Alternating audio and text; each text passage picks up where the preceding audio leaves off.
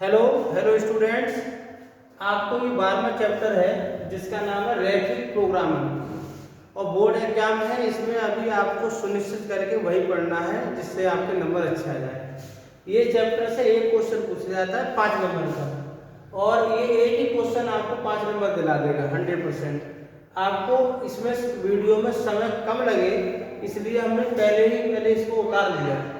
और क्योंकि अगर ये कराएंगे तो इसमें समय लग जाएगा 15-20 मिनट, तो कम समय में लगाने के लिए आपको पहले ही उतार दिया है।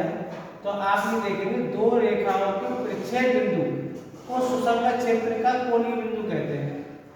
आप सबसे पहले ये देखो यहाँ पर 50 कैसा है ज्यादा और एक्स वाई का मान कैसा है कम। इसको ध्यान रखना पड़ता है कि ये पहले तो इसको क्या है कि क्या है ये लीनियर इक्वलिटीज है। तो इसके लिए पहले रैखिक असमताओं को समीकरण में परिवर्तित कर लेते हैं। तो यहाँ बराबर का हो गया और यहाँ भी चिन्ह बराबर का हो गया, ठीक है। समीकरण एक जो दे रखा है इसमें एक बार x बराबर 0 और एक बार y बराबर 0।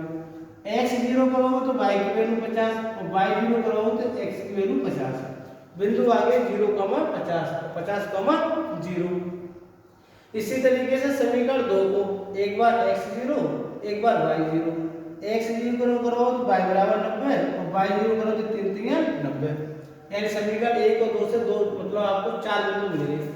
दोनों को सॉल्व करोगे, सॉल्व करने पर क्या आ जाएगा परिच्छेद बिंदु आ जाएगा 20, 30। अब जो आपको छायांकित भाग लिखने दिया है उसको सही तरीके से देखना है। अगर मान लो लेस देन है यानी अगर ये x और y है इसका मतलब ये हुआ ही मूल बिंदु की ओर आएगा। तो ये बताओ 50 वाला वैल्यू है कौन सा, 50 वाला है ये। तो इसका मतलब इसको यहाँ से यहाँ तक इस तरीके से की रेखा को आप इस तरीके से रख देंगे। पहले का दूसरे का इस्तेमाल करेंगे, इसका बात ध्यान रखना। अच्छा, इससे पहले जो चित्र बनाया हुआ है ये तो आप जानते हो कि x अक्ष पर कौन जीरो होता है y और y पे कौन होता है x। ये रह गया। अब आपको इसमें देखना है कि ये कहाँ तक हो गया, पहली 50 वाला है तो ये बिंदु कितना है 0,50। ये कितना है 50,0। अगला है 0,90। ये भी कैसा है कम है, एक्स वाई की वैल्यू क्या है कम, तो ये भी मूल बिंदु की ओर आएगी। और 30, ये भी मूल बिंदु की ओर आएगी। लेकिन इसको छायांकित दूसरी तरीके ऐसे नहीं दूसरे कलर से कर दो। चलो हम मान लो हम इस तरीके से कर दे रहे हैं तो ये कहां तक आएगी यहाँ तक 30 तक। तो इसमें डबल कहां पर है, सुसंगत क्षेत्र कहां पर है, डबल कहां हो रहा है, डबल हो रहा है यहाँ पर क्या है ओ ए बी और सी, इसी को बोलते हैं सुसंगत क्षेत्र। यानी दो रेखाओं के परिच्छेदन बिंदु को सुसंगत क्षेत्र या कोणीय बिंदु कहते हैं। तो यहाँ पर डबल नहीं खिंच रहा है, यहाँ पर डबल नहीं खिंच रहा है, तो ये डबल जो खिंच रहा है ये क्या हो गया सुसंगत क्षेत्र। अब इसमें भाषा की बात आएगी, भाषा में को ज्यादा नहीं लिखना है।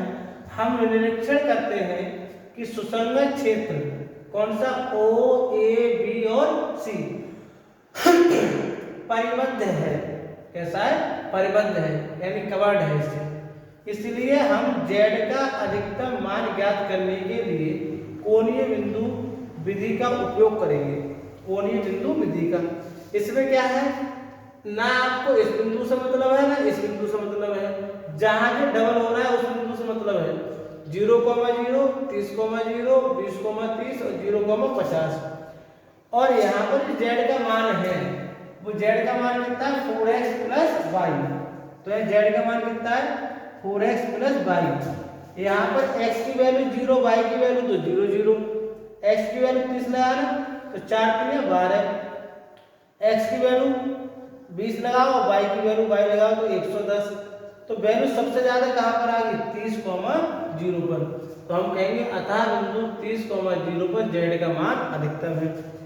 अगर चित्र में किसी प्रकार की कोई दिक्कत आती है तो एक बार हम चित्र क्योंकि आपको हल करना तो आता है, बात चित्र की आती है तो चित्र को हम आपको एक बार और बता दे रहे हैं। पहली बात तो ये चित्र डेफिनेटली 99% आपको पॉजिटिव अक्ष पे बनेगा। तो 10, 20, 30, 40, 50, 10, 20, 30, 40, 50, 60, 70, 80, 90, क्योंकि 90 तक बात कर रहा है। तो पहले की कितने 0,50, 0,50 ये आ गया, 50 यानी 50 ये आ गया। मतलब नहीं समझे, x पे 0 है, ये x 0 है तो y पे आएगा, और y 0 हो तो x पे आएगा। ये कैसा पॉइंट है, x y का मान कम हो रहा है, कम हो रहा है तो आपको किसकी ओर खींचना है, मूल बिंदु की ओर। अब तो समझ में आ गया होगा, क्लियर है। अगला कौन सा है 0,90 और 30, ये यहाँ पर आ गया, और ये आपको बिंदु कितना आ गया 30,20, उससे कोई मतलब नहीं, अपने आप आ जाएंगे। अब इसका भी क्या है, इसका भी कैसा है कम, तो इसको दूसरी तरीके से खींच दो, हमें छायांकित तो करना है। अब समझ में आ गया, जहां पर डबल डबल आ रहा है, जहां तक डबल डबल आ रहा है वही होता है सुसंगत क्षेत्र, और 100% बोर्ड पेपर में रखा मिलेगा। ठीक है, नमस्कार, जय हिंद।